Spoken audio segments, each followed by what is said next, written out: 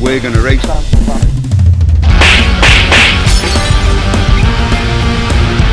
Yeah, welcome to this episode of Heartbreak Garage, and we are discovery flooring again.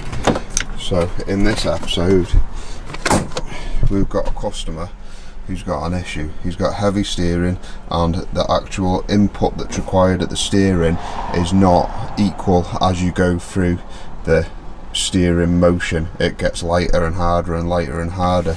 So I've diagnosed it now as being the steering shaft that connects the top side of the column to the bottom side of the steering rack. So that's what we're going to change. So the first order of business is to take the under tray off, and we have got 1, 2, 3, 4, 5, 6, 7, 8, 9. You know, we've got a few bolts to take off, 2 of which are on the corners here, and they are the 2 non-captive ones, and they're secured. So they're a 13mm head with a 15mm nut on the top. So now just up there we can see the connection to the lower joint where the steering rack is. So we need to remove that. Now we've got the under tray off, but now we've got this off, we can remove the panels at the top to reveal the connection at the top, and we'll take that off too. So here we are now on the top side, and we're going to remove this cover from here, and then we've got a few modules that we're going to have to get out of the way to get these out and that out and gain some access. Just remove this cover with 2 5.5mm screws, and that reveals the integrated transfer case module, and we're going to remove that and all the brackets, and we'll remove this.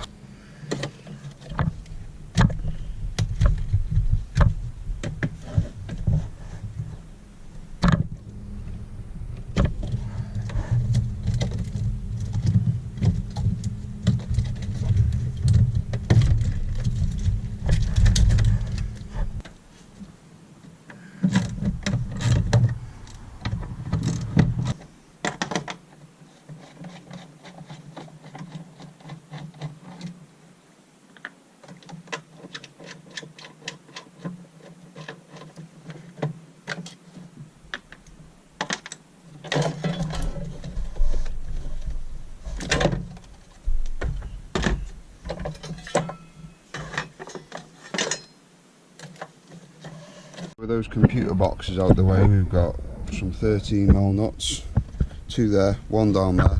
Also got an 8mm there on that little bracket, and we can take all this out.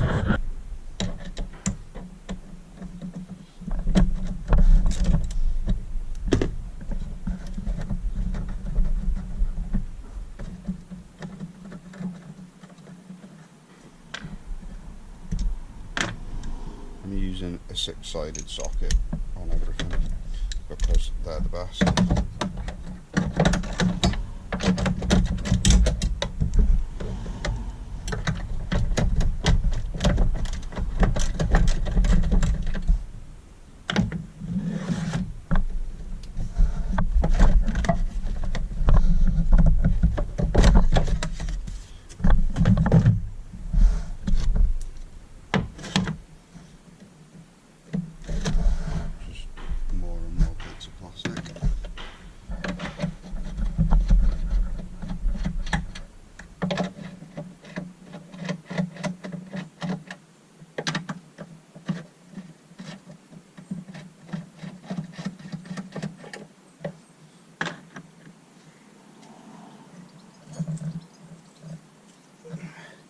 And we'll get a trusty magnet on a stick to retrieve our nuts. Maybe.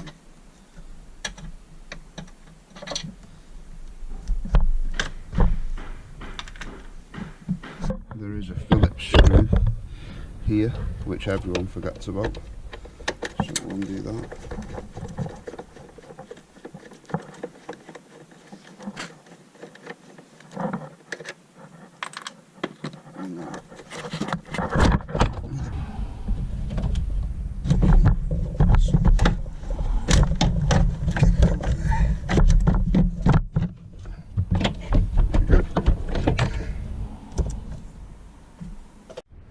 There we go, right down there. That's our bolt that we're after, that connects that steering column shaft to the rest of the steering column. And use all the extension bars to get right down into there.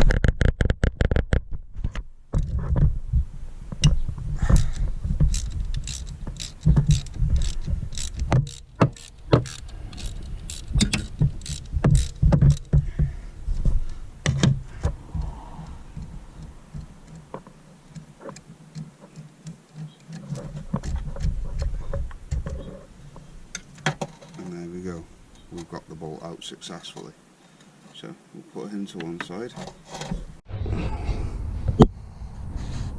I know it's hard to see, but up there I've got an 8mm 6-sided socket.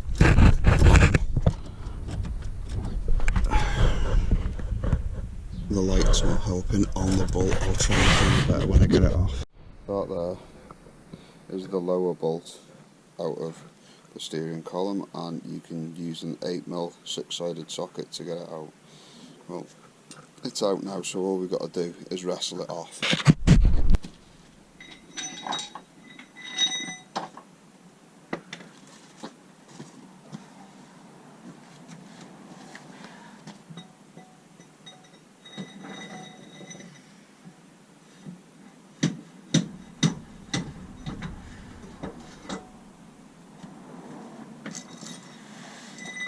So I just use a solid metal bar and get on the end of it, and just use the inertia out the bar to top it off the end of the column, the steering rack.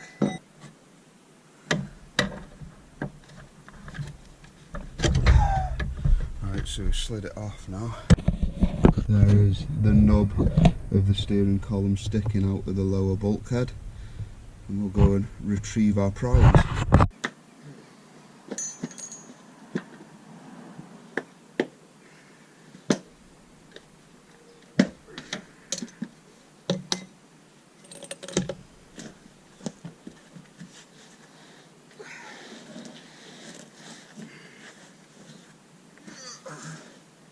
So there we have it, the fruits of our labour. So we can see it's telescopic, and that's so in an impact it'll slide up instead of pushing the steering wheel through your chest. And then there's a joint here, and we can see that way it's beautiful, but if you try and do it that way, it's totally seized, and that'll be giving the steering an unhealthy feeling and making it feel as though it's weighted or heavy in certain positions. So here's our new one with our nice free moving joint on it, ready to get fitted on.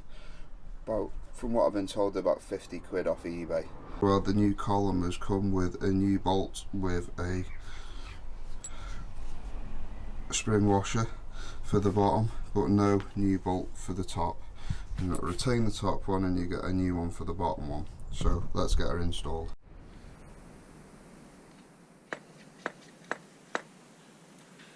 So we'll keep it in its compressed position to fit it back on the car, and then once it's all fitted we'll just slide it out into the position we want it in.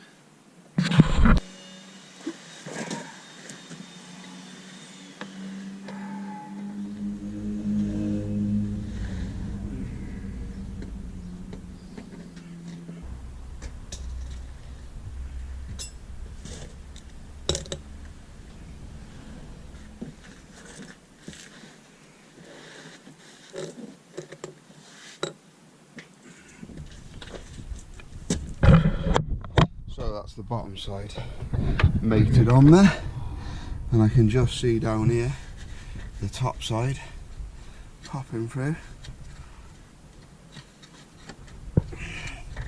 So now what I've got to do is, now the bottom's attached, I imagine it's clamped on with the steering rack, I've got to draw it out to get it on the end of the column because we're at the fully compressed position. It's hard to show you, but I've started sliding the steering shaft up onto the nub of the steering column now, and she's going into place lovely. There's not the room to film me doing it at the same time as whatever, so I'm just doing it like this, so you just have to live with it. Alright. So now it's fully slid up into position, and I've lined it up so I can just drop the bolt in.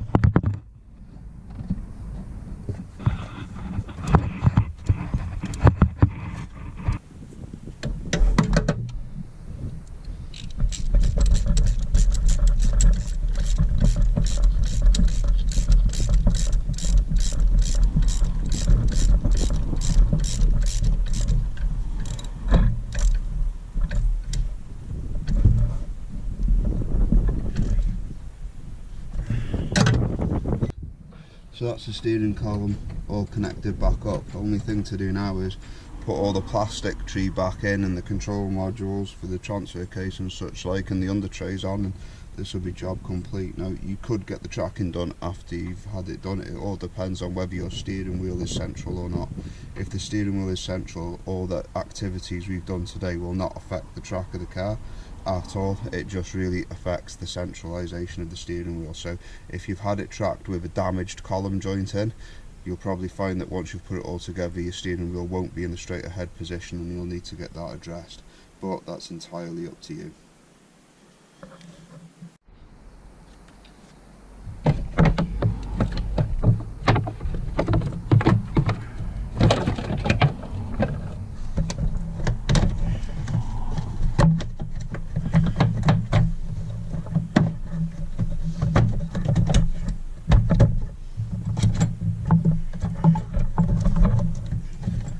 First of all, we'll put in the self-tapping screw that everyone forgets about to hold the water pipes in position.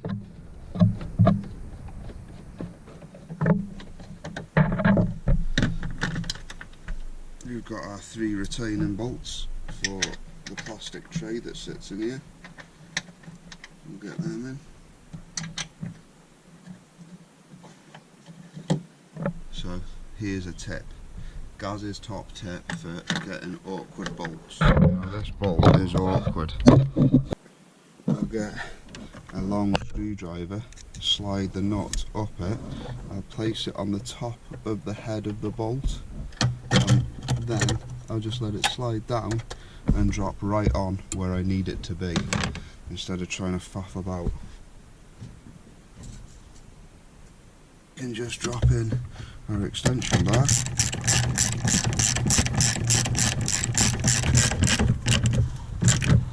Tighten it up. So we'll get our surround. Don't forget your little doobly what's it that holds the vacuum pipes in position. Vacuum pipe even for the serving. We'll get in back in.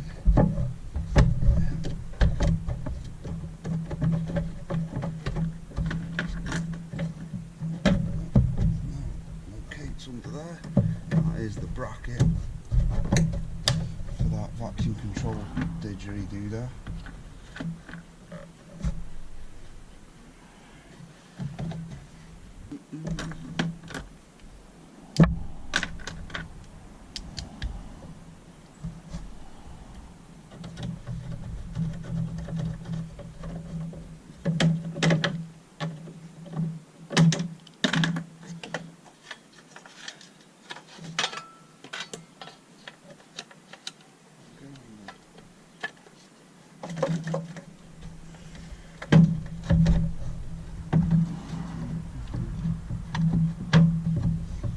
Locate the pins back in.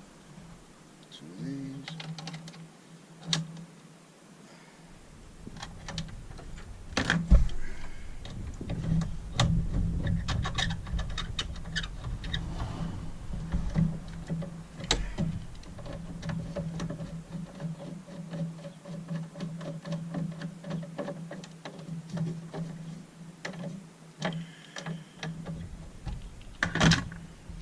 Control modules back in.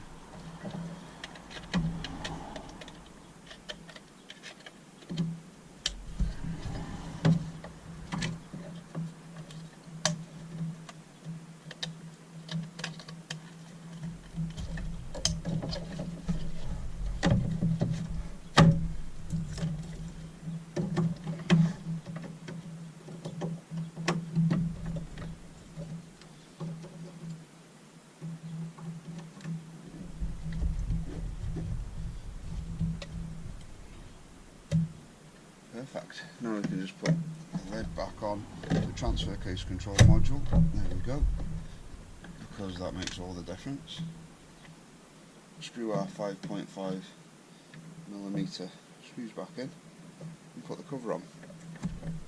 When done in here, we can put the cover back on.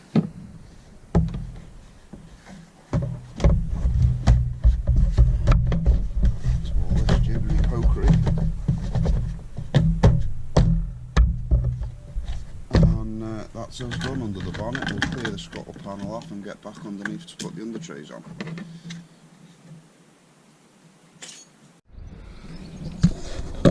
So we're going to whack the little under tray back in first. It's held in by two 10mm bolts, and then there's two bigger bolts that go in at the back through the other under tray to protect the cooler.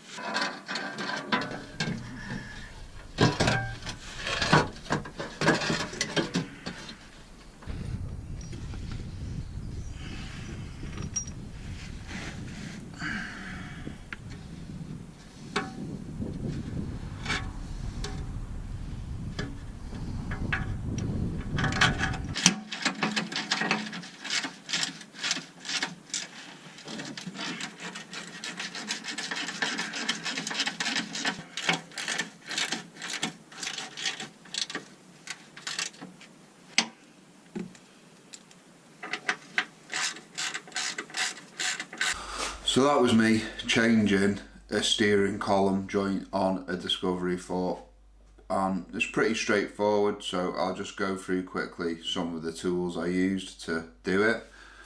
Some WD-40, we used a 1/4 drive ratchet, a 3/8 ratchet, a 15mm spanner for the under tray bolts, a 19mm spanner for more leverage on our breaker bar, a few different sizes of extension bars, a little pair of pliers, a big pair of pliers, pokey screwdriver, another screwdriver longer, which I'll show you what I do with that in a minute, a hammer for hammering on, little hammer to get into little sizes, a heavy lump of steel to bang the end of the joint off the steering rack, and a breaker bar.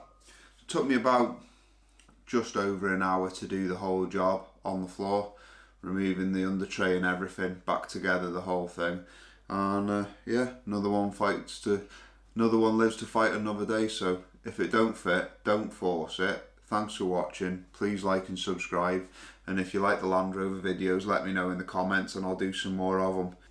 So this is what I use this long screwdriver for. I slide my nut on it, and I've got my stud which is in an awkward place, so I'll come down through the engine, lay the screwdriver on the end of the stud, let go of the nut, and it places it neatly onto the end of whatever I need to get it on. Save fannying about and trying to screw around. So if it don't fit, don't force it. Thanks for watching.